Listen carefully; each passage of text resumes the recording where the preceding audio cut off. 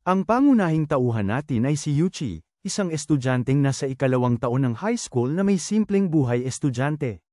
Araw-araw, maaga siyang nagigising para maghatid ng dyaryo, para kumita ng panggastos. Ngayon, mas pinagsusumikapan pa niya ang trabaho dahil nangangailangan siya ng pera para sa nalalapit na lakad ng klase nila sa susunod na buwan. Sa kabila ng gastos, determinado siyang sumama dahil pinagplanuhan nila ito ng mga kaibigan.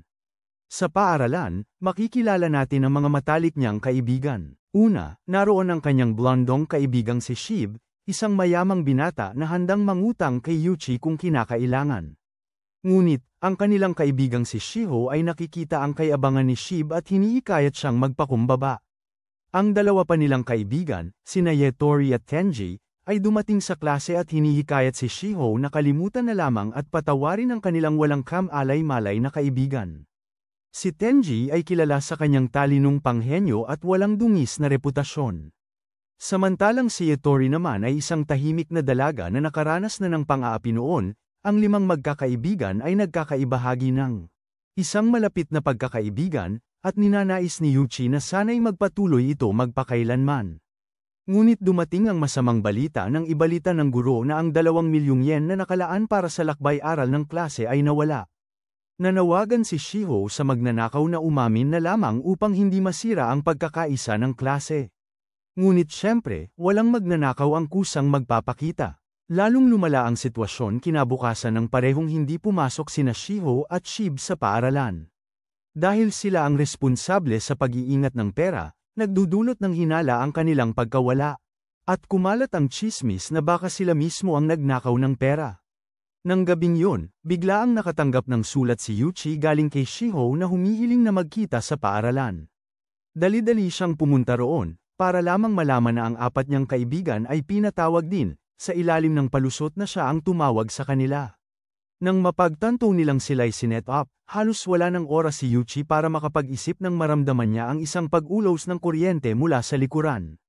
Habang nawawalan siya ng malay, nakita niya ang kanyang mga kaibigan na dinadala palayo. Habang walang malay, naalala ni Yuchi ang mga aral mula sa kanyang guro at ina. Lagi nang diniriin ng kanyang guro na ang pera ang pinakamahalagang bagay sa buhay. Samantalang ang kanyang ina naman ay naniniwala na ang mga kaibigan ang tunay na mahalaga. Nang magkamalay si Yuchi, natagpuan niya ang kanyang sarili at ang kanyang mga kaibigan na nasa isang puting silid. Bigla na lang may pumasok na manika sa silid. Kinilala ito ni Yetori bilang si Manabo, isang karakter mula sa isang lumang palabas na pantelebisyon. Ipinaliwanag ni Manabo na sila ay mga kalahok na ngayon sa isang laro. Kung magtagumpay sila, makakakuha sila ng 2,000,000 yen kada round at 20,000,000 yen kung matapos nila ang buong laro. Ang pera, ayon kay Manabo, ay para maibayad ang isang utang. Sinabi ni Yuchi na kalokohan ang sinasabi ni Manabo, pero inihayag ng manika na isa sa mga kaibigan ni Yuchi ang may 20,000,000 yen na utang. Sinubukan ni Tenji na makipag-ayos, inakusahan si Manabo ng pang-aagaw at kawalan ng ebidensya. Pero ipinakita ni Manabo na may nagbayad ng 2,000,000 yen na deposito para makasali. Ang larong ito, kung saan isa sa kanila ang itinuturong magnanakaw ng perang pang field trip at ang may kagagawa ng kanilang kasalukuyang sitwasyon. Nagbibigay si Manabo ng pagpipilian. Maaari silang tumanggi, pero mawawala ang 2,000,000 yen na deposito, at ang may utang ay siya lang ang magbabayad ng buong halaga. Kung sasali sila, mahahati-hati ang utang sa kanila. Panalo, mawawala ang utang, talo, sila lahat ang magbabayad ng buong halaga. Binibigyan sila ni Manabo ng panahon para makapag-isip. Nagkasundo ang grupo na huwag munang alamin kung sino ang nagtaksil at sa halip ay tutulong na, naniniwalang tungkulin nilang magkakaibigan na suportahan ang isa't isa. Si Yuchi naman ay nag-aalangan, iniisip kung alin ang mas mahalaga, ang pera o ang pagkakaibigan. Sa huli, napagpasyahan niyang unahin ang kanyang mga kaibigan, at nagkasundo silang lahat na sumali sa laro. Nagsimula ang unang laro gamit ang isang malaking barya at 5 plaka ng pangalan sa mesa, na bawat isa ay naglalaman ng halaga ng utang ng bawat isa. Pantay-pantay ang utang ng lahat, 4,000,000 yen. Mahigpit na ipinagbabawal ng mga patakaran ang pagpapakita sa iba ng kanilang utang, ang paglabag dito ay magdodoble ng utang. Niliwanag na ang mga mekanismo ng laro. Kailangang ay patong ng 5 ang kanilang mga kamay sa barya at sabay-sabay itong gagalaw upang masagot ang sunod-sunod na tanong. Kung magkakaisa sila sa kanilang desisyon, automatikong gagalaw ang barya sa napiling sagot. Ngunit kung may kahit isang taong hindi sumasang-ayon, ang barya ay lilipat sa kabaligtaran na sagot. Sinusubok ng larong ito ang kanilang pagkakaisa at inuuna ang desisyon ng minorya kaysa sa mayorya. Bukod pa rito, bawal silang magsalita maliban na lang kung may binabasa ng tanong. Ang paglabag sa patakarang ito ay magdodoble naman ng kanilang utang. Ang huling patakaran ay nagbabala na ang taong may pinakamababang ranggo sa pagtatapos ng laro ang magdadala ng buong utang. Ipinagdiinan sa grupo na ang susi sa panalo ay ang pagtutulungan at pagkakaisa. Si Shibe ang napiling magbasa ng unang tanong, ang bundok Fuji ba ang pinakamataas na bundok sa Japan? Alam ng lahat na ang sagot ay oo, ngunit kahit papaano'y napunta ang barya sa maling sagot, dahilan kung kaya't ang grupo na mawala ng pagkakataong mabawasan ang kanilang utang. Sinubukan ni Shiho na magsalita, pero pinigilan siya ng iba, dahil natatakot silang makasira siya ng alituntunin. Ang ikalawang tanong ay madali rin, ngunit muli, napunta ang barya sa maling sagot. Kumpirmado na may traidor sa kanila. Nagsimulang magduda si Yuchi kay Shibe. Ilang araw na ang nakakaraan, nasuntok si Shibe ni Shiho matapos siyang manligaw dito, kaya naisip ni Yuchi na baka naghihiganti si Shibe. Sinubukan ni Shibe na humingi ng tulong sa grupo para makipag-ayos kay Shiho, pero hindi siya pinansin ng lahat. Ngunit hindi na nagalit si Shiho kay Shibe dahil nagsalita si Yuchi para sa kanya. Pagbalik sa laro, binasa ang ikatlong tanong, at muli, sa kabila ng pagiging simple nito, may sum-ira sa sagot. Sa ikaapat na tanong, si Yuchi naman ang nagbasa. Laking gulat niya, walang aktwal na tanong. Ang mga manlalaro ay inutusan na gumawa ng sarili nilang tanong. Ngunit may nakasulat sa ilalim ng mga tagubilin. Kung ang barya ay titigil sa oo, ang grupo ay mananalo. Kung hindi, ang mapupunta, mababawasan ang utang ng mambabasa sa kalahati. Napagtanto ni Yuchi kung bakit madali ang unang tatlong tanong ngunit may nanabutahe, may sinadyang pumili ng hindi, para mabawasan ang sarili nilang utang at mailipat ang pasanin sa taong may pinakamalaking utang. Ninais muna ni Yuchi na maging makasarili at pumili ng hindi para mabawasan ang kanyang utang. Subalit, napansin niya si Yatori, na siya ang huling sasagot, at napagtanto niya kung gaano ito kaina at mahina. Alam niyang hindi kaya ni Yatori ang lahat ng pasanin, kaya pinili ni Yuchi ang tamang sagot para umusad ang grupo. Ngunit, kahit na ganun pa man, mayroong isang taong pumili ng hindi. Napagtanto ni Yuchi na mayroong sinasadyang nagpapabigat ng pasan kay Yatori. Lalo itong nakabahala dahil ang huling tanong ay walang kondisyon para maibawas ang pasan, di tulad ng apat na naunang tanong. Nang si Yatori na ang magsasalita, isang taus-pusong tanong ang kanyang itinanong sa grupo. Mananatili ba tayong magkakaibigan? Napansin ng mga tagamasid na dapat sanay nauna ang tanong na ito dahil sa simula, tiyak na oo ang magiging sagot. Ngunit, dahil sa kasalukuyang sitwasyon at lumalalang kawalan ng tiwala sa grupo, malamang na ngayon ay hindi na ang sagot ng karamihan. Si Yuchi, dahil sa pag-aalala sa epekto nito kay Yatori, ay nagpas siyang sumuway sa alituntunin at magsalita. Dumobol ang kanyang pagkakautang. Ngunit ginawa niya ito para matiyak na hindi si Yatori ang mag-iisa sa pagpasan ng pasan. Sinisi ni Yuchi ang grupo sa pagtatangkang ilipat kay Yatori ang lahat ng pagkakautang, na sinasabing ang tunay na tuntunin ay ang taong may pinakamaliit na utang ang matatalo. Kahit naghihinala ang grupo na maaaring nagsisinungaling siya, walang naglakas loob na magsalita at maging susunod na target. Pinilit ng kalkulado niyang hakbang si Yuchi na lahat ay bumoto ng oo, kaya't nakapasa sila sa pagsubok. Sa kabila ng tagumpay na ito, napansin ng lahat na ang kanilang mga utang ay nabawasan lamang ng 400,000 yen. Naniniwala rin si Yuchi na nanatili ang laki ng kanyang utang, dahil binawasan niya ito ng kalahati gamit ang sulat at pinadami naman ito ng doble dahil sa paglabag sa mga patakaran. Hinimok ni Manabo ang grupo na magpatuloy sa ikalawang laro. Ngunit sandaling nanatili si Yuchi upang suriin ang mga tanong at tala mula sa unang laro, at natuklasan niyang nawawala ang mga tala. Bumalik si Shiho para hanapin si Yuchi at talakayin ang posibilidad na may traidor sa grupo. Naghihinala si Yuchi kay Shiho dahil sa pagiging disiplina at metodikal nito, kaya't imposible umanong kusang sumali ito sa laro imbes na imbestigahan ang kumuha ng pera. Ngunit ibinunyag ni Shiho ang hinala niya kay Yuchi, binanggit ang mga pinansyal na paghihirap nito bilang isang posibleng dahilan. Inamin ni Shiho na hindi niya inakusahan si Yuchi dahil hindi niya ito naawan, malalim ang pakialam niya rito. Ikinumpisal din niya na dumami ang utang niya dahil aksidenteng nakagawa siya ng ingay matapos masagot ng mali ang unang tanong, kaya nagkaroon ng parusa.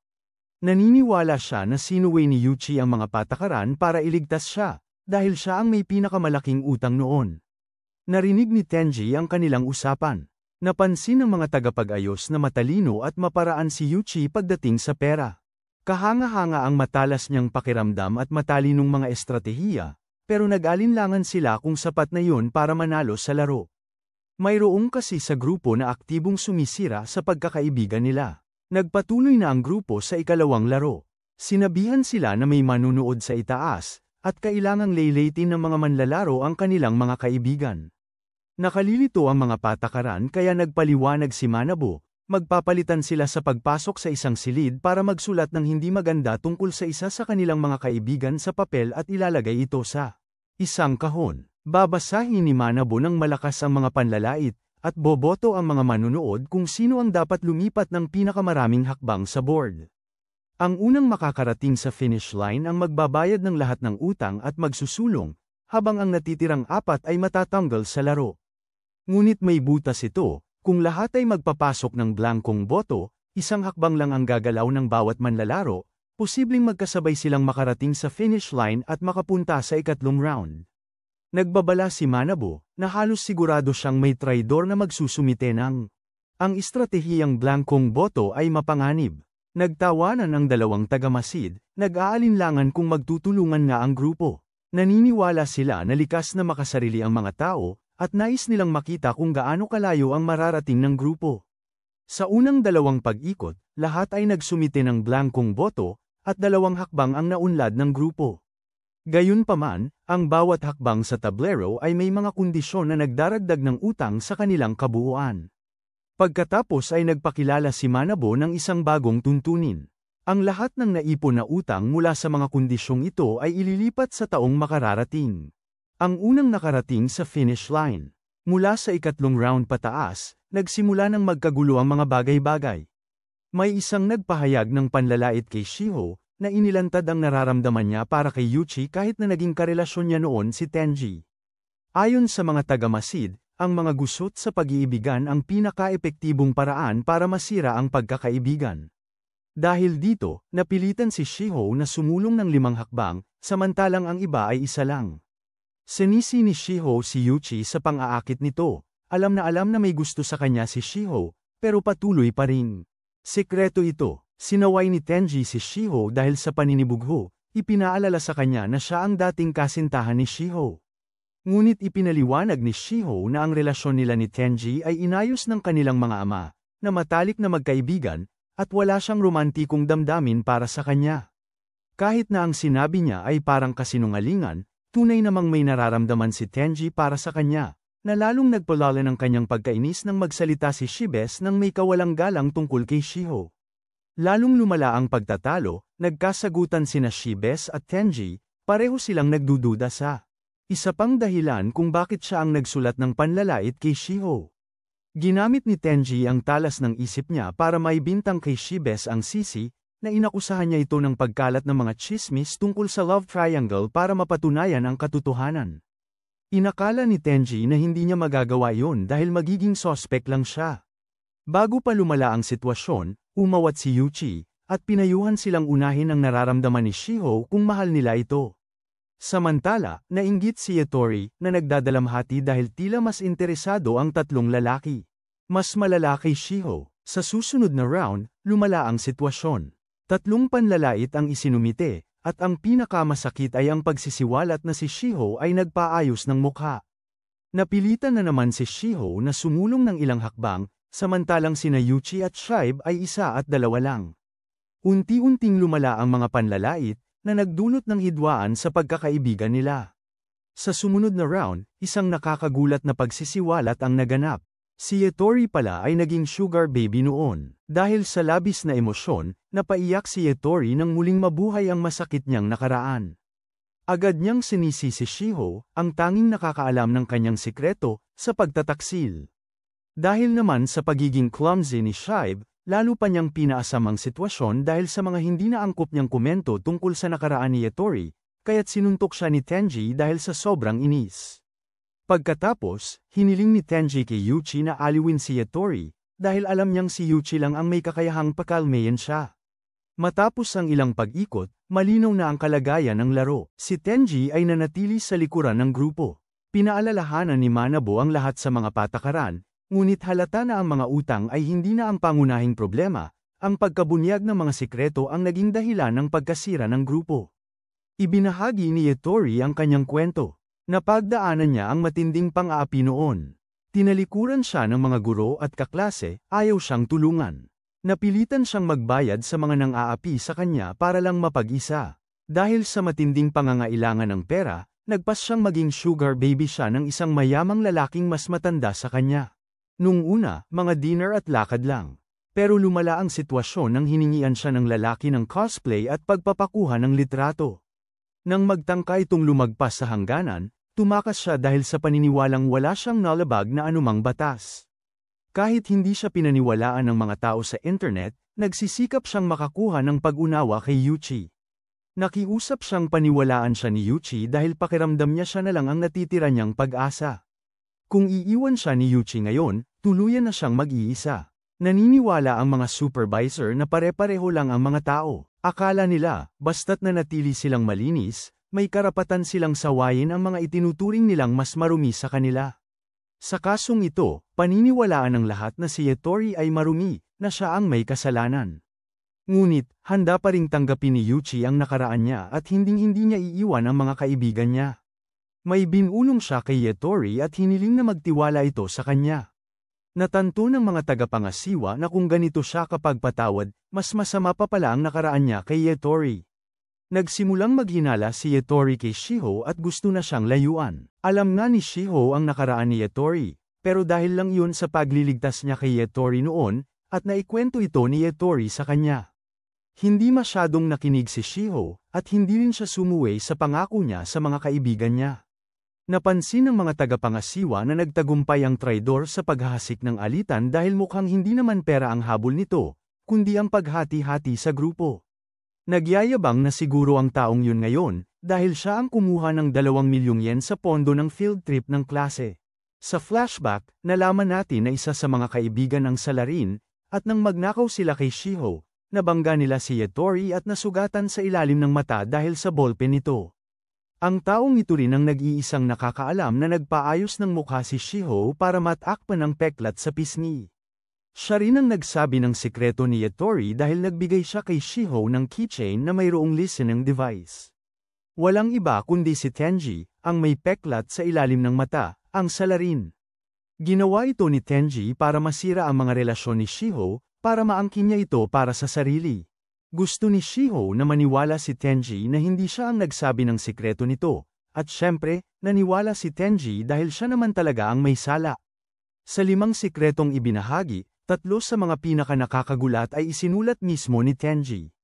Nasira na ni Tenji ang tiwala ni Yetori kay Shiho, kaya ngayon kailangan na lang niyang baligtarin ang mga pangyayari.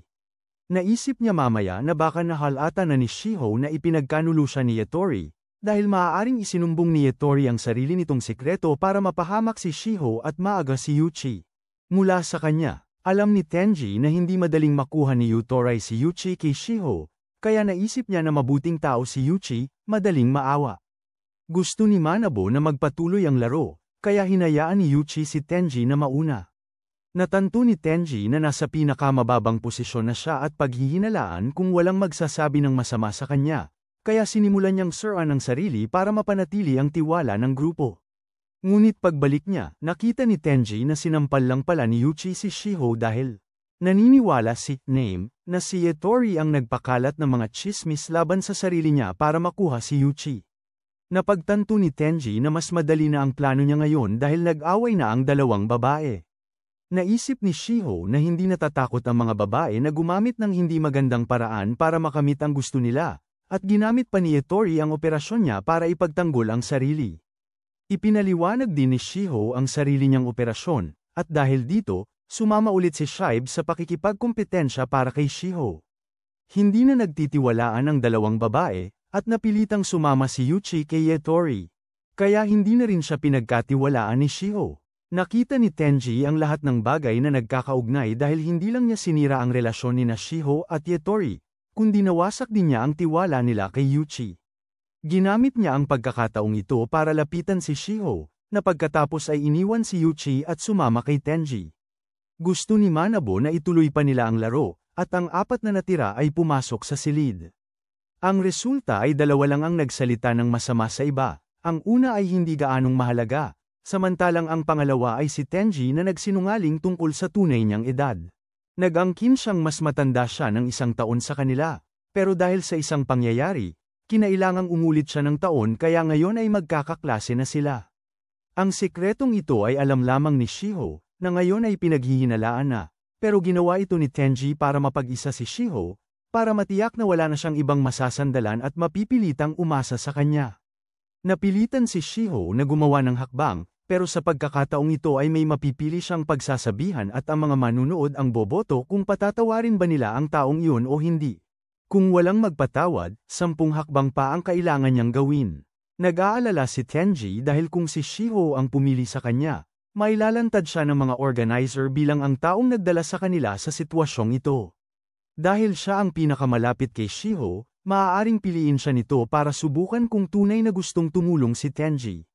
Ngunit sa isang kritikal na sandali, tumayo si Shibe para tanggapin ang sisi, dahil gusto niyang mabawi ang tiwala ni Shiho.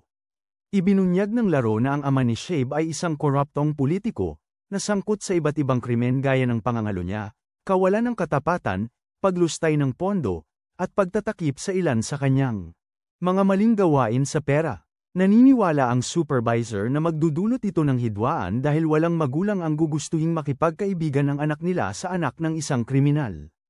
Nakakita ng pagkakataon si Tenji at Mina Buteng samantalahin ito. Hindi naman sinadya ni Shiho, kasalanan lang niya ito at hindi dapat sisihin si Shibe. Lumapit si Tenji at nangatwira na hindi maituturing na inosente si Shibe dahil, gaya ng ipinakita ng laro, ginamit ng kanyang ama ang pera para takpan ang maraming bagay. Kaya naman, malamang na nakagawa na rin ng mga krimen si Shibe noon at natakpan ito ng ang kanyang ama. Lubos siyang naihiwalay sa grupo at dahil sa 99% ng mga manunood ang bumoto laban sa kanya, napilitang lumakad ng 9 na hakbang, nakatayo mismo sa likuran ni Shiho. Dumating na ang susunod na round at gusto nang tapusin ni Tenji ang lahat doon mismo. Pagkatapos ng susunod na round, ang tanging negatibong pahayag ay ang pagpatay daw ni Shibe sa isang tao. Natigilan si Tenji dahil wala naman siyang isinulat para sa round na ito. Akala niya ay sapat na ang paghahalo-halo niya ng mga bagay at gusto na niyang iwan na lang yun para hindi maghinala. Matapos magmasid, napagtanto niyang si Yuchi ang sumulat niyon. Napansin ng supervisor na ngayon palang magsisimula ang gulo dahil ginulo na naman ni Yuchi ang lahat. Kung mapapansin, si Yuchi ang nagdala ng lahat sa ganitong sitwasyon. Sinubukan ni Shibe na ipaliwanag na hindi pa siya nakakapatay ng kahit sino at tiyak na kasinungalingan yon. Kumbinsido rin si Tenji dahil isang taong tulad ni Shibe ay hindi magkakaroon ng lakas ng loob na pumatay ng kahit sino, kaya tiyak na si Yuchi ang nagsisinungaling. Gusto ni Shibe na parusahan ni Manabo ang sinungaling ayon sa alituntunin, ngunit ang kondisyong ito ay makakamit kung mapatunayan niya ang kanyang kawalang sala. May maibibintang si Manabo, ngunit walang patunay, kaya walang saysay. Gustong tingnan ni Shibe ang kanyang record kriminal, pero kahit meron man, malamang na naayos na ito ng kanyang ama, kaya malamang wala nang natitirang record. Hinayaan ni Manabo ang mga supervisor na magdesisyon, at kahit nagmakaawa si Shibe, nagkamali siya ng pagsasabing kung nagkasala man siya, naayos na ng kanyang ama ang lahat. Dahil sa pagkakamaling ito, nadagdagan pa ng 5 hakbang ang pagsulong ni Shibe.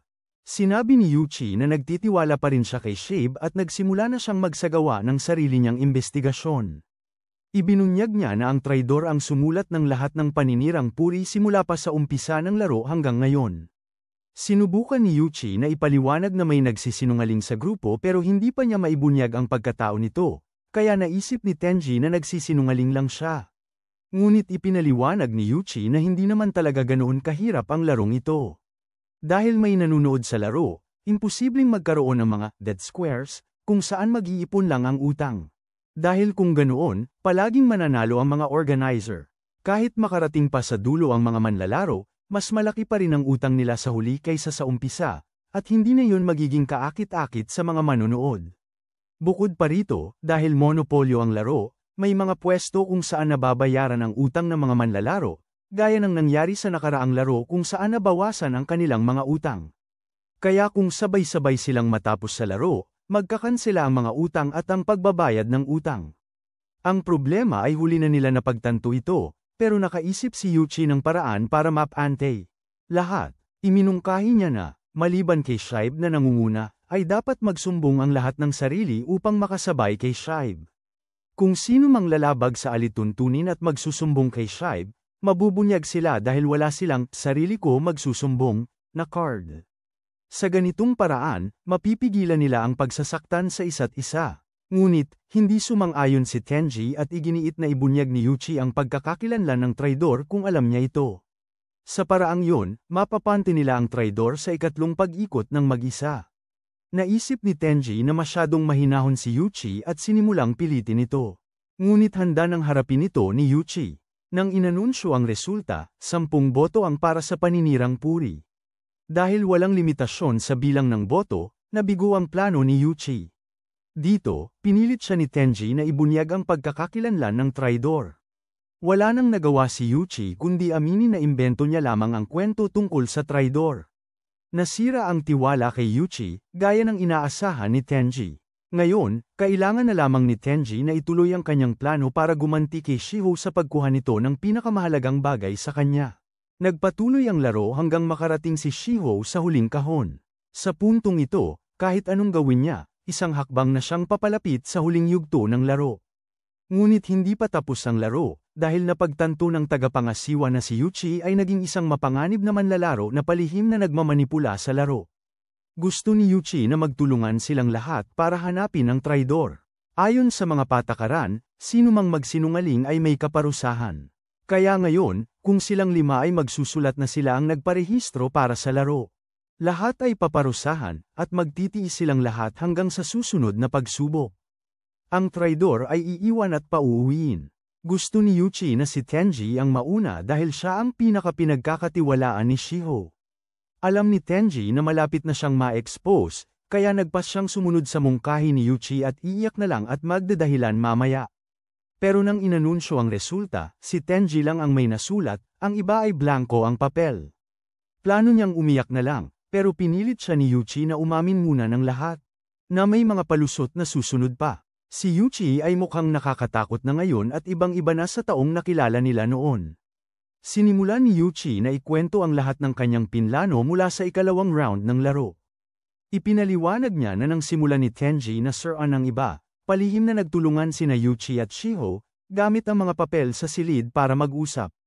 Sa ikatlong round, blanko ang balota ni Yuchi, pero nahuli siya ng kamera na may hawak na panulat at 2 balota. Pagkatapos, inilagay niya ang kamay niya sa balikat ni Shiho, hudyat na ibinigay niya kay Shiho.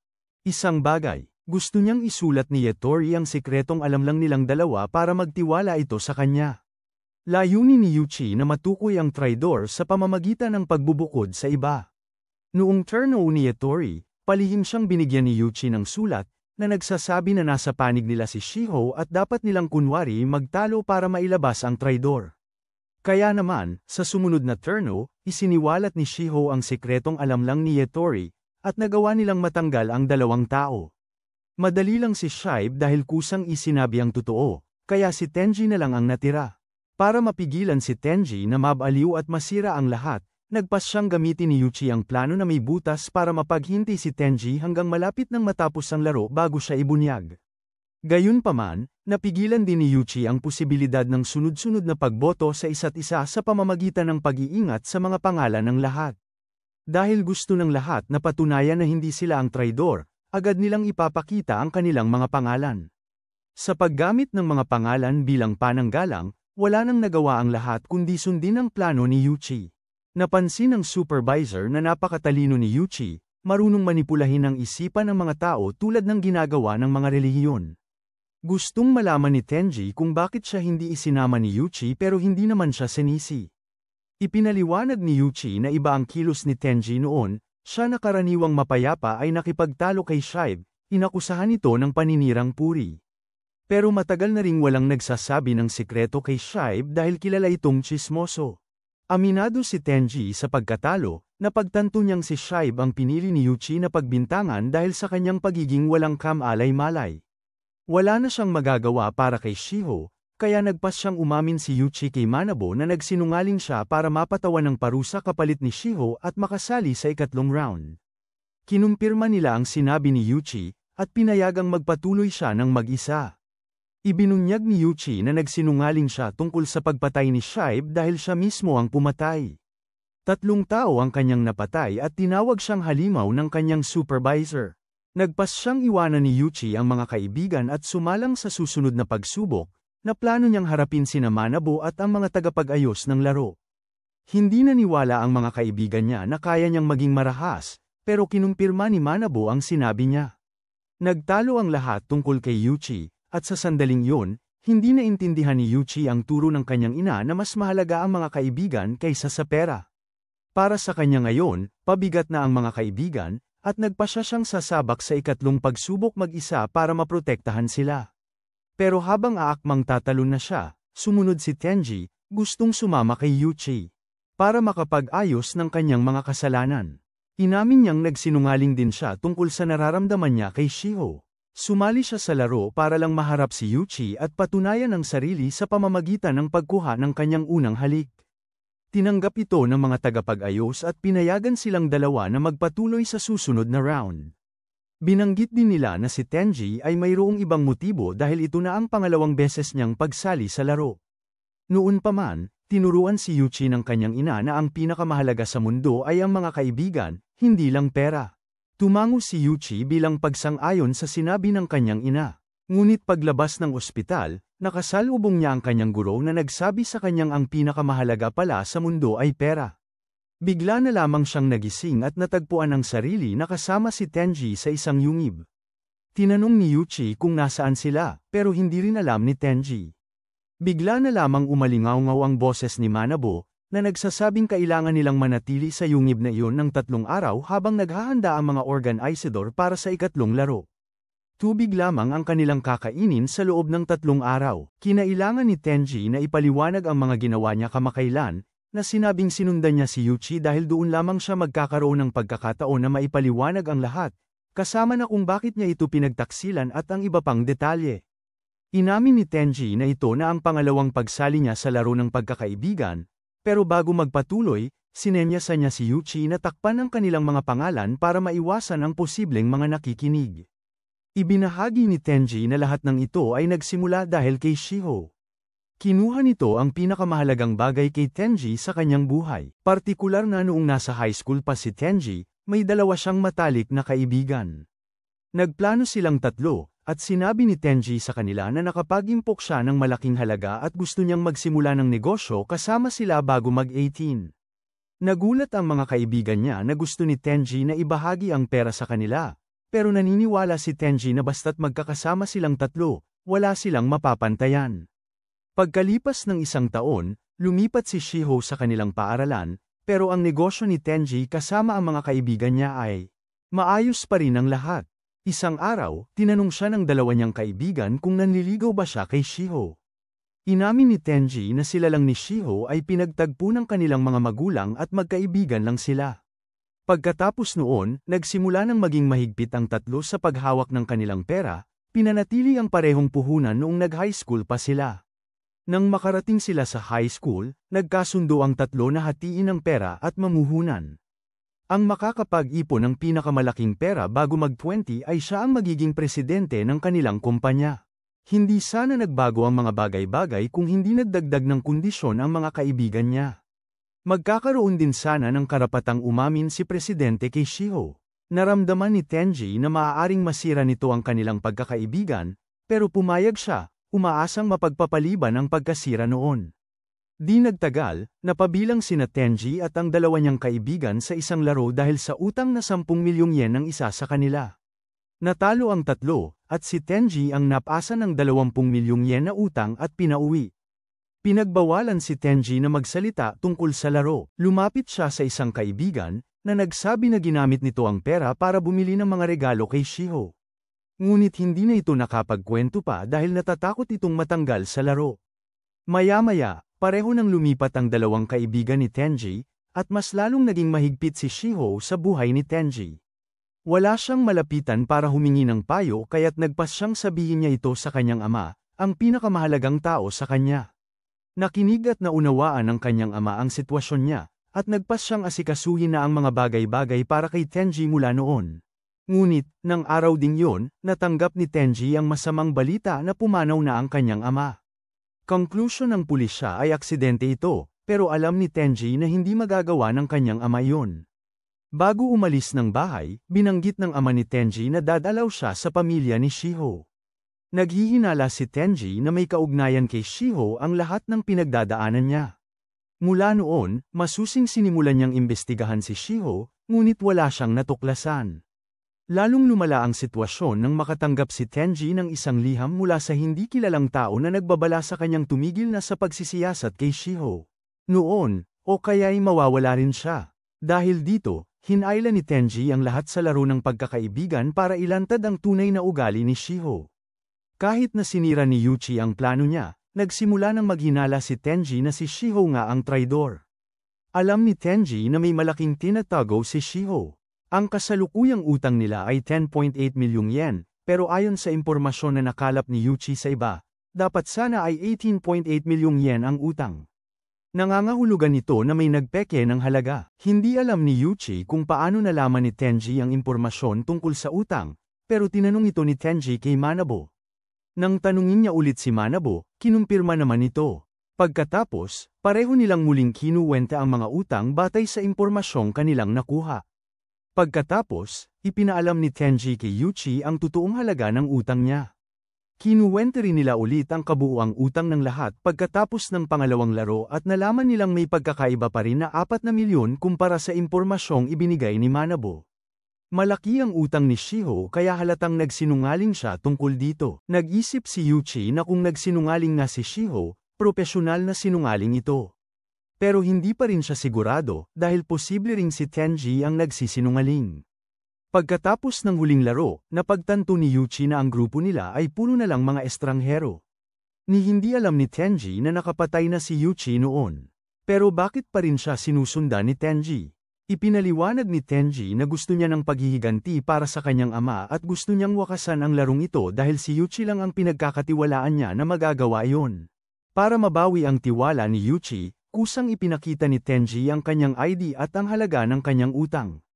Agad na dumami ang utang niya dahil sa paglabag sa alituntunin. Taos pusong gustong sumunod ni Tenji kay Yuchi, at yumuko siya at tinanggap na ituring na isang kasangkapan lamang ni Yuchi. Sabi ni Yuchi na kailangan niya ng 3 araw para mag-isip. Pagkalipas ng 2.5 araw, tinanong ni Yuchi si Tenji kung may kaugnayan ba siya kina Shibu o Yatori. Sumagot si Tenji na itinuturing niyang mga tagalabas ang mga ito, pero ipinaalala ni Yuchi na pareho silang lahat, mga kaibigan ni Tenji. Gusto niyang humingi ng tawad si Tenji kina Shibu at Yatori dahil sa pagdamay sa kanila sa gulo. At kahit hindi sila magpatawad, kailangan pa ring humingi ng tawad si Tenji. Kung nakukonsensya pa rin at nagsisisi si Tenji, dapat humingi siya ng tawad. Nangako si Tenji na hihingi siya ng tawad, kaya nangako rin si Yuchi na tutulong kay Tenji sa ikatlong laro. Makalipas ang kalahating araw, pareho silang nakalabas sa yungib at nakarating sa isang kagubatan kung saan nila nakilala si Manabo. Sinabi ni Manabo na ang susunod na laro ay taguan, at sila ay kailangang makipagkompetensya laban sa isang grupo ng 5. Hindi maintindihan ni Tenji kung bakit kailangan nilang makipagkompetensya sa ibang grupo, pero ipinaliwanag ni Manabo na ang tunay na pagkakaibigan ay umiiral lamang kapag may kalaban. Halimbawa, kung si Tenji ay may kaibigan na isang gaaman at handang magtaksil sa kanya, at ang kalabang grupo ay 5 taong nagkakaisa, magsisibol ang inggit, at mawawala ang tiwala sa mga kaibigan. Kakailanganin nilang malampasan ang ganitong pag-iisip sa larong ito. Ang susi sa pagtagumpay sa hamon na ito ay ang pagtitiwala sa mga kaibigan, kahit ano pa man ang sitwasyon. Ipinaliwanag ni Manabo ang mga patakaran ng laro, magtatago ang isang tao, at hahanapin siya ng natitirang miyembro ng koponan. Mas mahihirapan ang koponan na mas kaunti ang bilang ng manlalaro dahil sa nangyaring hindi pagkakaunawaan sa koponan ni Yuchi, kaya mas mahina sila, samantalang ang kalabang koponan ay may bentaha dahil sa pagkakaisa nila. Nagdagdag din si Manabo ng panuntunan kung saan maaaring lumipat ang mga manlalaro ng koponan. Pwede umanong lumipat ang isang manlalaro sa kabilang koponan at maililipat ang natitirang pananagutan niya sa talong koponan. Ang manlalaro na lumipat ay maaaring umalis na walang anumang karagdagang utang. Para sa koponan ni Yuchi, kung sila ay lilipat ng panig, automatiko silang matatalo. Pagkatapos ay binigyan ni Manabo si Yuchi ng isang pagpipilian. May isang tao na naiwan mag-isa mula sa ibang koponan, at si Yuchi ay may pagpipiliang tanggapin ito sa kanyang koponan. Nang tanungin ni Yuchi kung babae ito, kinumpirma ito ni Manabo, kaya tinanggap ni Yuchi ang babae sa kanyang koponan. Nag-alala si Tenji dahil sa pagsali ng isang estranghero sa kanilang koponan, ngunit nangatwiran si Yuchi na hindi sila mananalo sa laro kung dalawa lang sila, kaya kailangan nilang tanggapin. Si Maria ay tinanggap sa pangkat ni Yuchi. Si Tenji, isang empleyado ng pangkat na nangangasiwa sa laro, ay nais siyang ilagay sa kanilang pangkat para subaybayan si Yuchi, dahil sa pagpapahayag nitong nais niyang sirain ang buong sistema. Nais ng mga tagapangasiwa na malaman kung may plano si Yuchi. Samantala, napagpasyahan ni Tenji na siya na ang magtatago, dahil nais niyang nasa labas si Yuchi para masubaybayan ang sitwasyon at maiwasan na lumipat si Maria ng panig. Pagkatapos, binigyan ni Manabo ang dalawang pangkat ng 2 oras para maghanda ng kanilang mga taguan. Habang naghahanap ng pagtataguan, binanggit ni Tenji ang mga alituntunin ng laro. Una, bawal ang pananakit para pilitin ang kabilang grupo na ibunyag ang pinagtataguan. Pangalawa, ang nagtatago ay dapat manatili sa isang lugar at hindi gagalaw hanggang matapos ang laro. Kung lalabag sila sa mga tuntuning ito, agad silang matatalo, at doble ang babayaran nilang utang. Tungkol naman sa mga pinapayagan, binigyan sila ng mga telepono para mag-usap-usap, at mayroon ding kampo ng mga pagkain sa gitna ng kagubatan. Dahil hindi makakakuha ng gamit ang nagtatago, madalas siyang binibigyan ng pagkain ng mga naghahanap. Ngunit, ang sumunod na tuntunin ay nagsasaad na maaaring sumuko ang nagtatago. Ang pagiging nagtatago ay nangangahulugan ng lubos na pag-iisa, hindi makakapunta saan man hanggang mahanap ng kanyang mga kasamahan ang nagtatago sa kabilang grupo. Kung hindi na makayanan ng nagtatago ang pag-iisa, bibigyan siya ng isang butones. Ang pagkawala ng butones ay nangangahulugang pagsuko, na magiging dahilan ng automatikong pagkatalo ng buong grupo. Nang makahanap si Yuchi ng magandang pagtataguan para kay Tenji, inilayo niya si Maria sa pinagtataguan nito. Nag-aalala pa rin si Tenji sa posibilidad nilang manalo, pero naniniwala si Yuchi na kung patas ang laro, tiyak na matatalo sila. Ngunit kung gagamit sila ng hindi patas na paraan, kumpiyansa si Yuchi na mananalo sila. Ang pinakaalala ni Yuchi ay ang tibay ng loob ni Tenji. Habang mas matagal na makayanan ni Tenji, mas madali para kay Yuchi na mapanalunan ang laro. Nagtiwala si Tenji sa kanyang kakayahang magtiis, kaya nangako si Yuchi na hindi siya pababayaan. Habang lumilipas ang oras, umalis si Yuchi, at pagkaraan ng 2 araw, hindi pa rin siya bumibisita kay Tenji. Hindi pa nakakakain si Tenji simula nang magsimula ang laro at nasa bingit na siya ng pagkatuyot, dahilan para mag-alala siya ng husto. Nagsimula siyang magduda kay Yuchi, na iniisip na baka iniwan na siya nito. Ngunit kung lumipat na nga ng panig si Yuchi, kanina pa sana natagpuan si Tenji. Nagsimula siyang maghinala na baka pinahihirapan siya ni Yuchi bilang paghihiganti sa nangyari sa ikalawang laro. Tumawag si Tenji kay Yuchi gamit ang kanyang telepono, ngunit laking gulat niya nang ibang miyembro ng kalabang koponan ang sumagot. Sinabi nito kay Tenji na balak siyang iwanan ni Yuchi, gaya nga ng kanyang kinatatakutan. 2 araw na raw nakakulong si Yuchi sa kampo, kumakain at naglalaro nang walang balak na hanapin si Tenji. Sa kabila nito, may tiwala pa rin si Tenji kay Yuchi at ibinabana niya ang telepono. Kahit na ang kanyang pagpapasya ay nag-alinlangan. Bumagsak siya sa kawalan ng bait, Umaasang mabilis na darating si Yuchi para maintindihan ang nangyari. Binalikan ng istorya 2 araw bago yon, nang magsisimula pa lang ang laro, at nakilala natin ang mga miyembro ng kabilang koponan. Una ay ang tagatago at leader din ng kanilang grupo.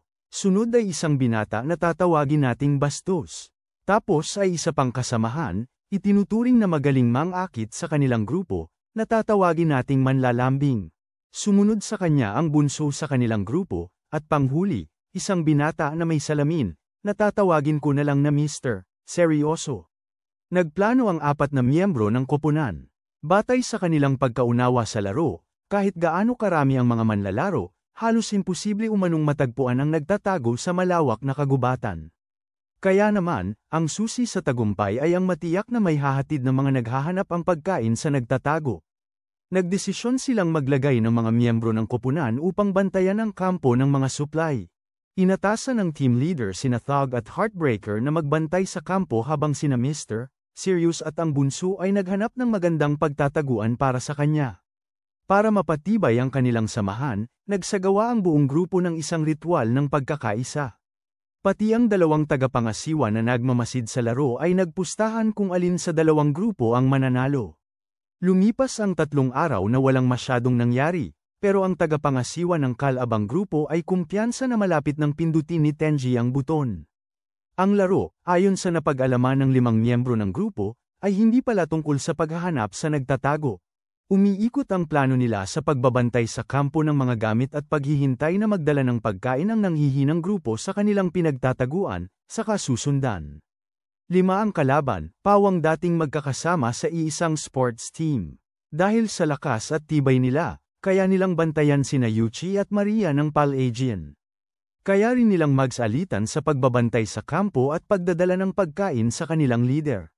Sa pamamagitan ng pagmamatsyag kay Yuchi ng sapat na tagal, naniniwala silang pipindutin ni Tenji ang buton, at matatapos na ang laro. Nang gabing yun, natuklasan ng 2 supervisor na naghahalucinate na si Tenji dahil sa gutom. Inisip niyang dinalhan siya ni Yuchi ng pagkain. Samantala, halos 3 araw nang nakaupo si Yuchi sa kampo ng supply, kumakain at nagpapahinga na parang walang nangyayari.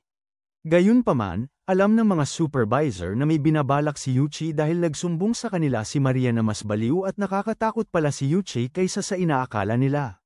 Bigla na lamang nagpahayag si Yuchi na gusto niyang lumipat sa kabilang grupo. Alam ng mga supervisor, dahil kilala nila ang ugali ni Yuchi, na pantay niya lamang na itinuring na kasangkapan ang mga kalalakihan at kababaihan para sa kanyang mga plano.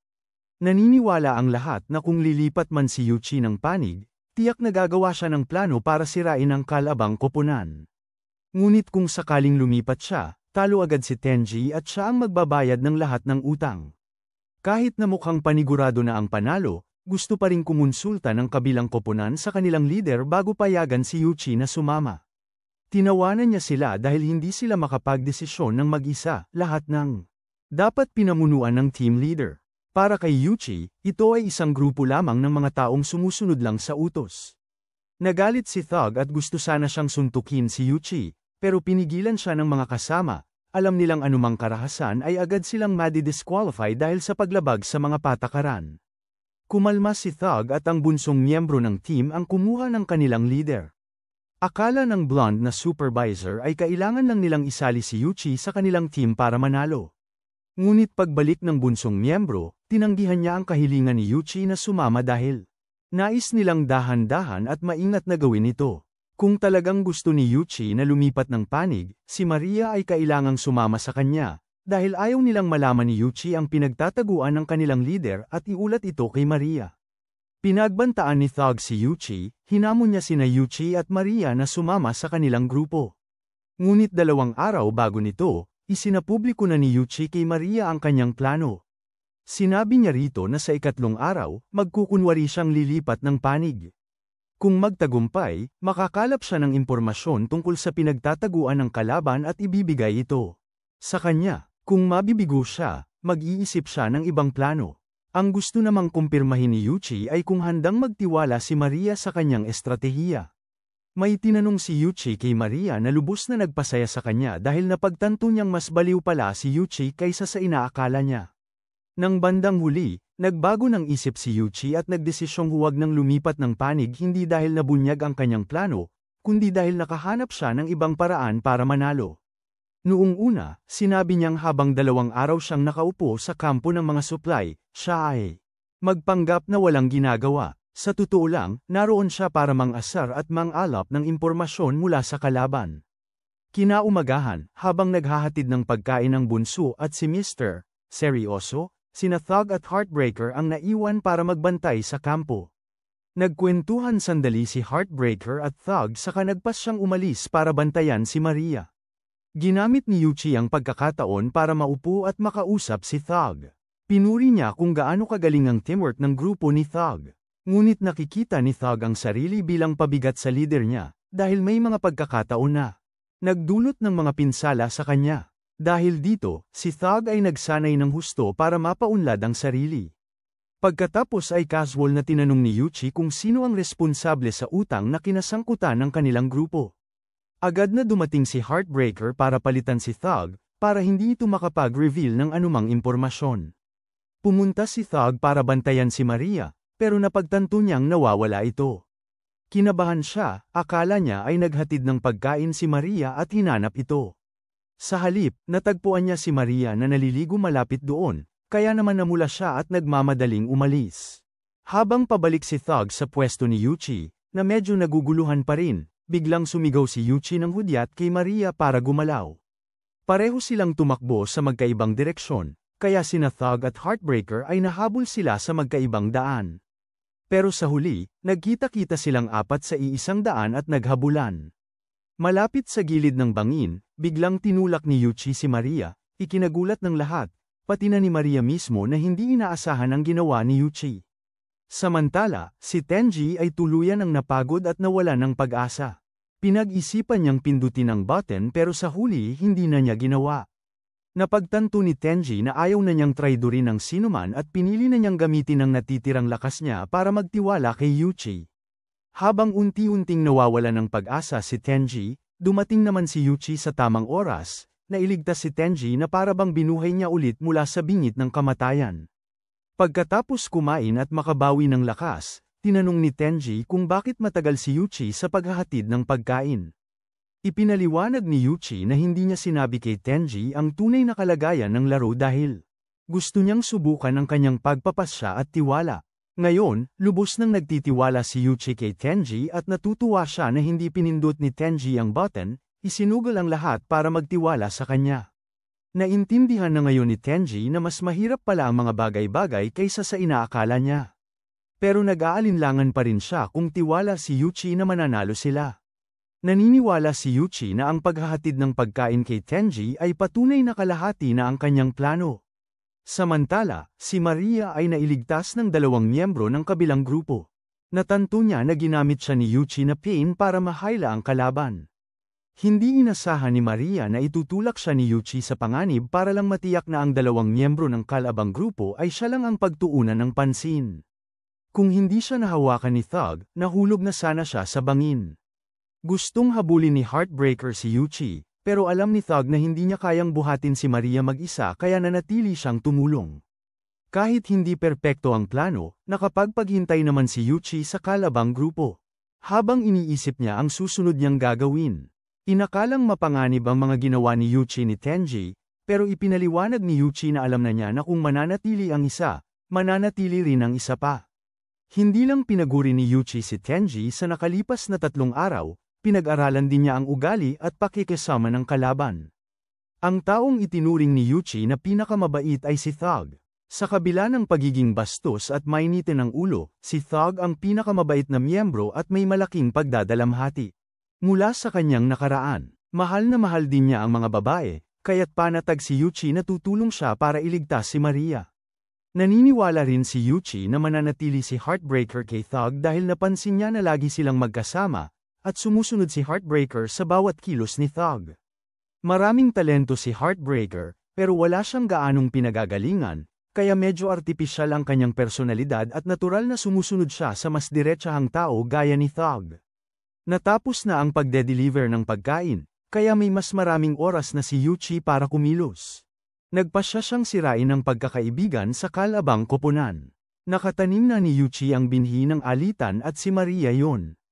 Pagbalik nila sa kampo, nagsimulang mainis si Thug at sinigawan si Heartbreaker. Pagkatapos ay nagpasyang lumipat si Thug sa koponan ni Yuchi para protektahan si Maria. Kanina, matapos niyang iligtas si Maria sa bangin, nagpasalamat ito kay Heartbreaker dahil galit pa rin siya kay Thug dahil sa pagsilip nito sa kanya.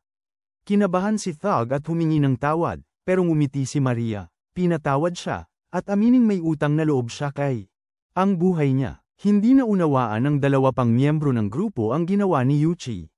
Ngunit ipinagtanggol naman ni Maria si Yuchi, kaya't nagduda si Thug. Napansin niyang pilay si Maria kaya't yumuko siya para buhatin ito sa kanyang likuran. Sa pagbalik sa kampo, pinuri ni Maria si Thug sa pagiging mabait at ikinalungkot ang tadhana na siya ay napunta sa grupo ni Yuchi. Nang bumalik ang dalawang miyembro na naghatid ng pagkain, narinig nila ang nangyari at pinili na huwag sisihin si Thug. Sa halip, nagpasya silang maghiganti kay Yuchi sa mahabang panahon. Nang mga oras na yon, bumalik si Yuchi sa kampo at mahigpit na tinawag si Maria para maupo sa tabi niya. Ipinahayag niya na kung gusto ng kalaban na magtagal ang laro, sisabayan niya sila. Hiningi ni Thug na pakawalan ni Yuchi si Maria dahil sa ginawa nito. Ngunit pinamalas ni Yuchi ang kanyang autoridad, ipinakita niyang siya ang masusunod at kaya niyang gawin ang anumang gusto niya sa mga kasamahan niya. Nagalit si Thug at gusto sanang saktan si Yuchi, pero pinigilan siya ni Maria, na sinabing iyon naman talaga ang gusto ni Yuchi. Hinayla ni Yuchi si Maria sa buhok, kunwari marahas, kaya nagreklamo ang kalabang grupo kay Manabo, ang tagapangasiwa ng laro. Ngunit ipinaliwanag ni Manabo na bawal lamang ang karahasan sa kalaban, hindi sa mga kasamahan sa koponan. Naasar si Thug kaya't nagdesisyon siyang lumipat sa koponan ni Yuchi para protektahan si Maria. Si Heartbreaker naman, may kutob na may kakaiba at inakala na isa itong plano ni Yuchi. Aminado si Yuchi na may alam si Heartbreaker sa pakikitungo sa mga babae, pero naniniwala pa rin si Thug. Totoo ang pagmamaltrato kay Maria. Tumaas ang tensyon kina Heartbreaker at Thug, inaasar ni Heartbreaker si Thug dahil sa kawalan ng karanasan sa pakikipag-ugnayan sa mga babae. Nauwi ito sa isang pagtatalo, kaya napilitang sumausaw ang bunso para awatin sila.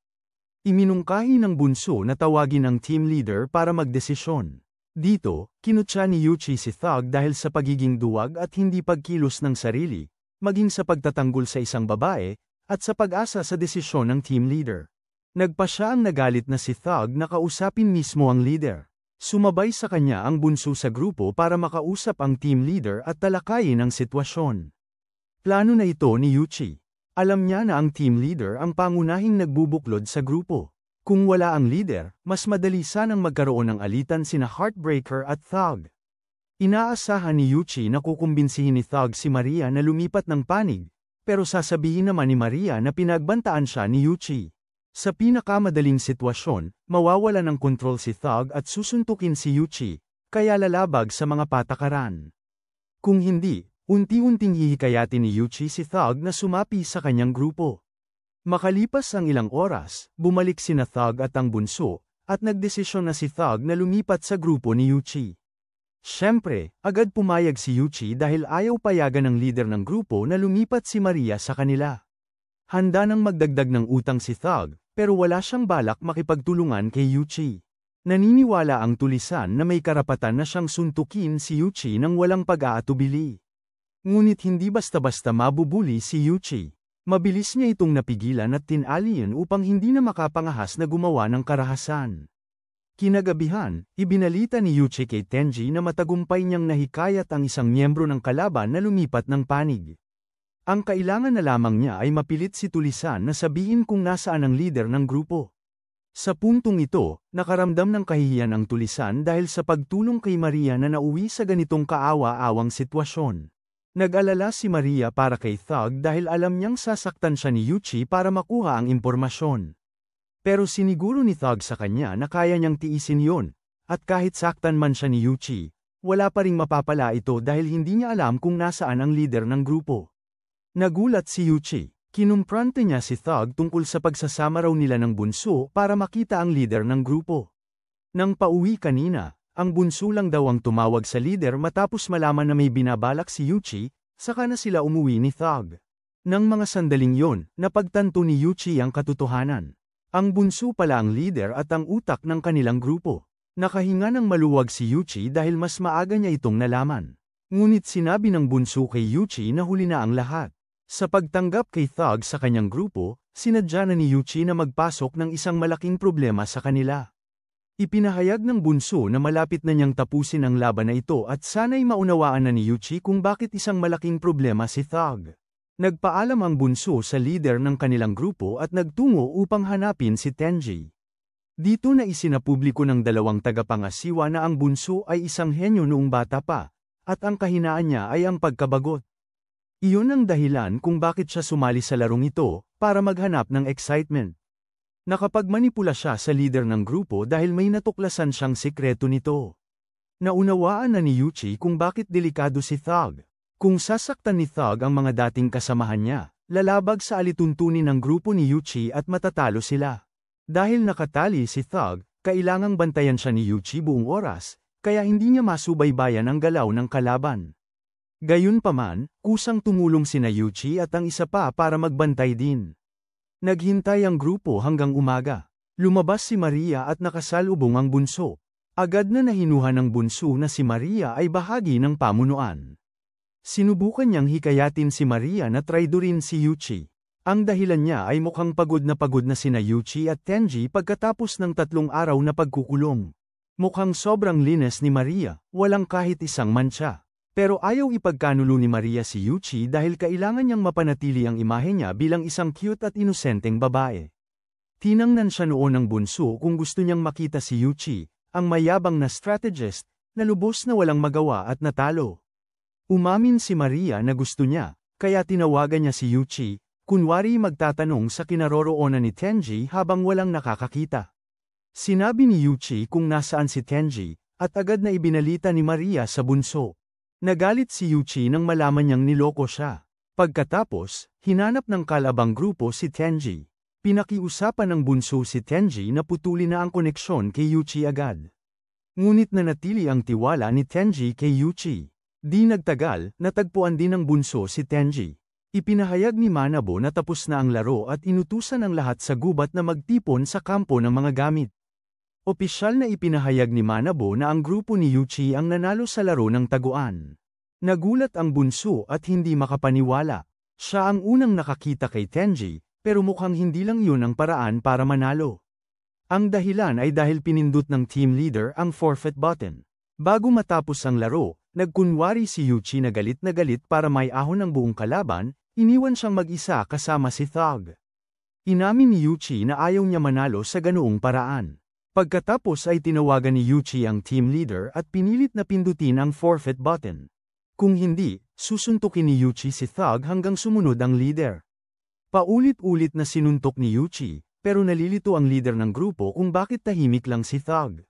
Binigay ni Yuchi ang telepono kay Thug, na nagsabi sa leader na huwag sumuko. Sobrang matibay ni Thug at kaya niyang tiisin ang anumang suntok, kaya napagpasyahan ni Yuchi na palubhain ang sitwasyon. Narinig kasi ni Yuchi na dati silang magkakasama sa isang basketball team at minsan ay nagkamali ng tira si Thug na ikinasugat ng leader ng grupo. Kaya't nagbanta si Yuchi na babaliin niya ang bawat daliri ni Thug hanggang sa pindutin ng leader ng grupo ang buton. Nagsimulang magbilang siya pabalik mula 10, at pagkatapos ay may narinig na tunog ng pagkapihit.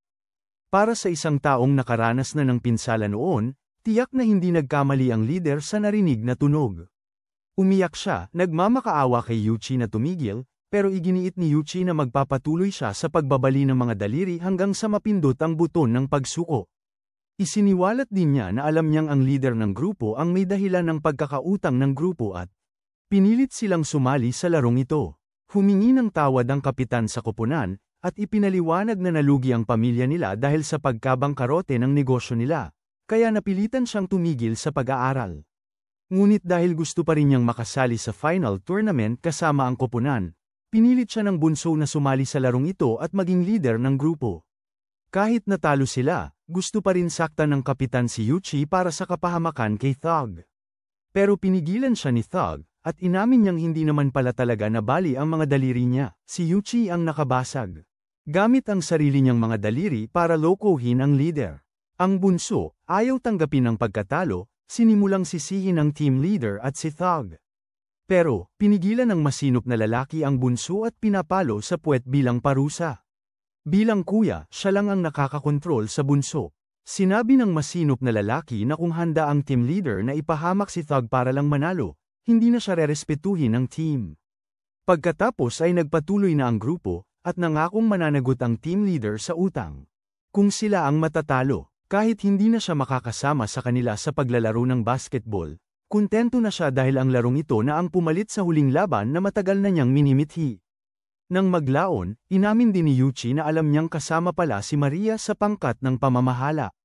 Kaya naman hindi siya nag-alinlangan na itulak ito sa bangin, hindi niya inisip ang kaligtasan nito.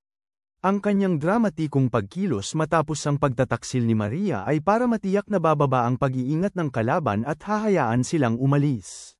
Pagkatapos ay tinulungan ni Tenji si Yuchi na makatayo.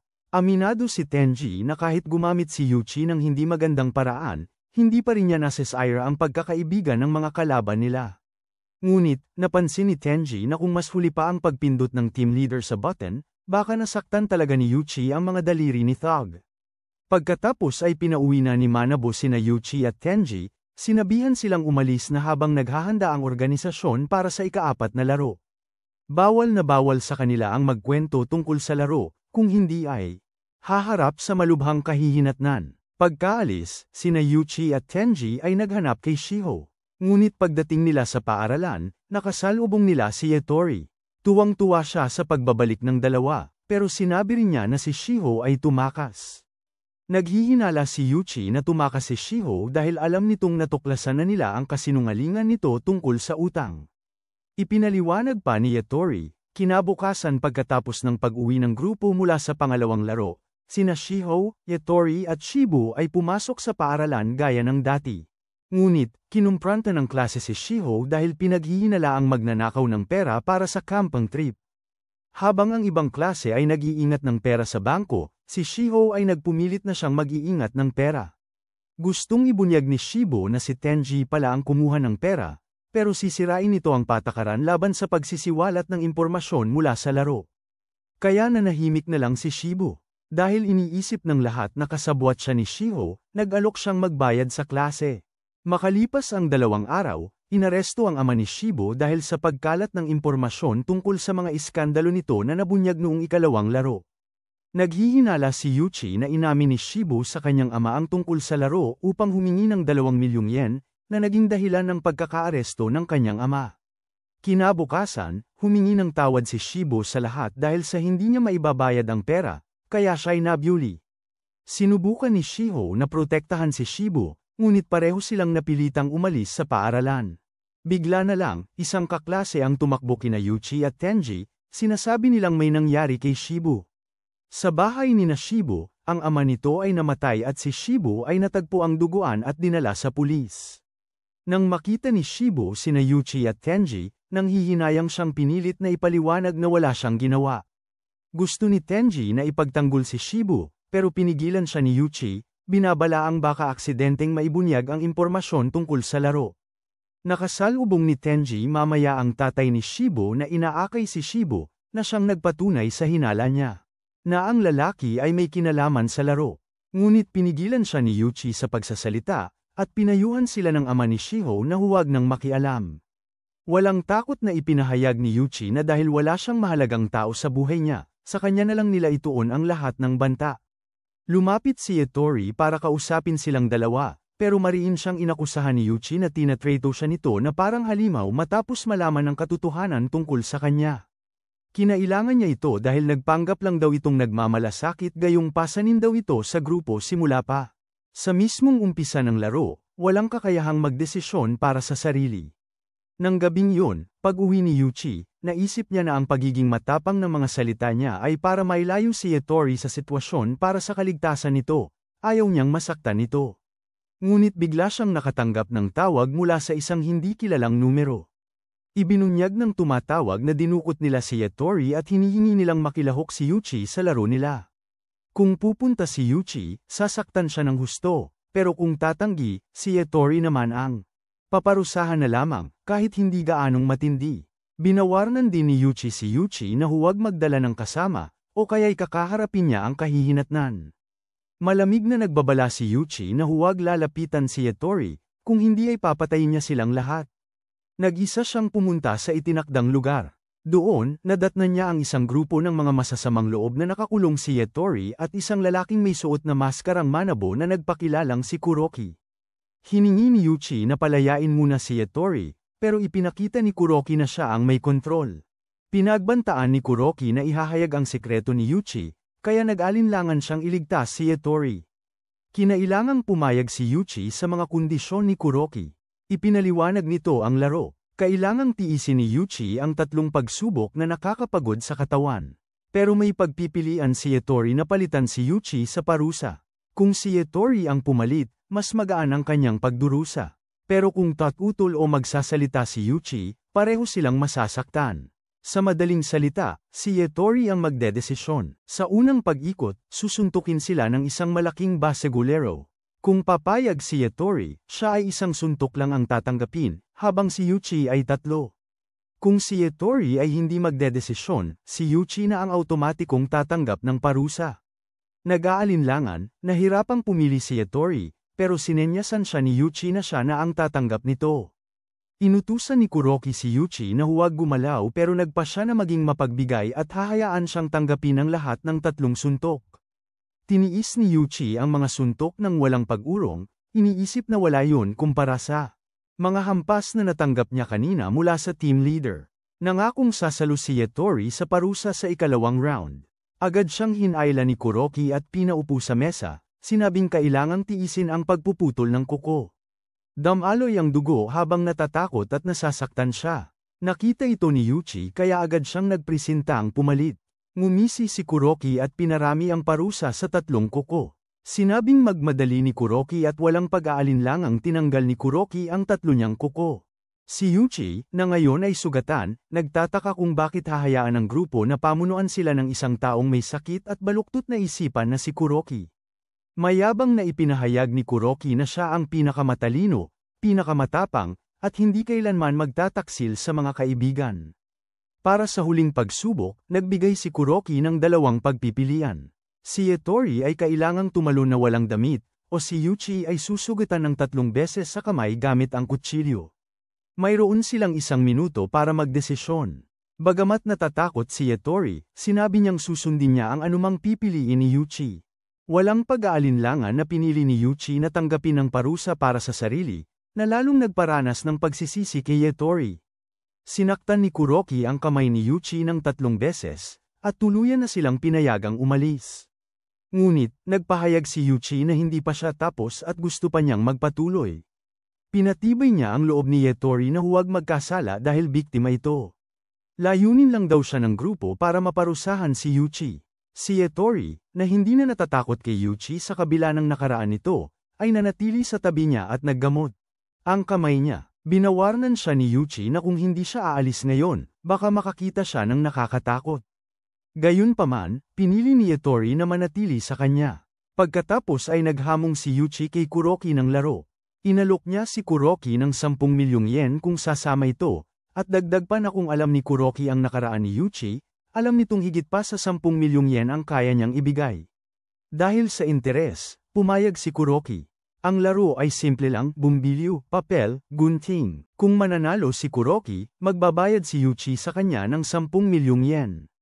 Kung matatalo naman si Kuroki, kailangan niyang magparusa ayon sa kanyang napili, gunting ay 2 daliri, papel ay buong kamay, at bato ay wala. Dahil sa nasaktang kamay ni Yuchi, bato o papel lang ang magagawa niya, kaya malaking bentahe kay Kuroki. Kay Kuroki, napakaganda ng alok na ito. Kung tatanggapin ni Kuroki ang laro, nangako si Yuchi na bibigyan niya ng dagdag na pera ang mga tauhan nito. Bilang gantimpala, naghiyawan ang mga miyembro ng gang, hinihikayat si Kuroki na sumali. Dahil hindi pwedeng umatras at magmukhang duwag, naisip ni Kuroki na kung papel ang pipiliin niya, mananalo siya o kaya'y magkakapan. Para makasiguro, tinanong niya si Yuchi kung ano ang mangyayari kung magkakapan. Kalmadong sumagot si Yuchi na wala namang mangyayari. Ngunit kung gunting ang pipiliin ni Kuroki, 50-50 ang tsansa, at ayaw niyang ipagsapalaran ang pagkawala ng dalawang daliri. Naramdaman ni Yuchi ang plano ni Kuroki na pumili ng papel, kaya'y pinaalala niya na hindi rin siya pipili ng papel at saka tinulak si Kuroki para simulan. Sa unang paglalaro, pareho silang bato ang pinili. Sa ikalawang paglalaro, nagpalit ng diskarte si Yuchi at gunting ang pinili gamit ang kanyang kabilang kamay na hindi nasugatan. Naabutan ng gulat si Kuroki, kaya natalo. Galit na galit siyang nagreklamo. Pero itinuro ni Yuchi na bagamat nangako siyang hindi pipili ng papel, hindi naman niya sinabing isang kamay lang ang gagamitin niya.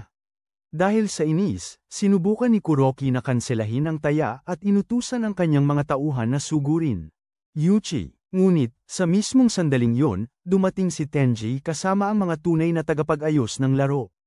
Mabilis na inaresto ng mga tagapag-ayos si Kuroki at ang kanyang grupo dahil sa panggagaya sa kanila.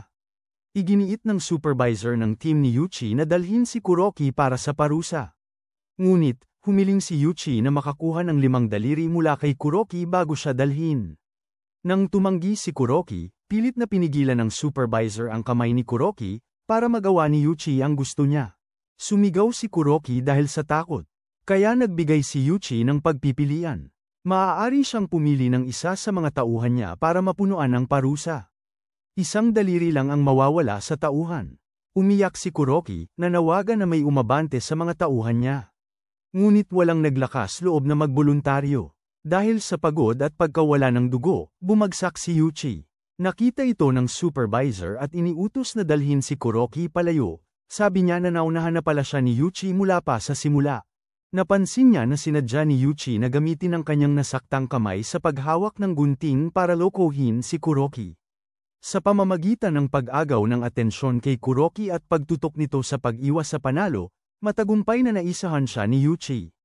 Hindi lang yun, nasira rin niya ang pagtitiwalaan ni Kuroki at ng mga tauhan nito dahil sa isang larong yun.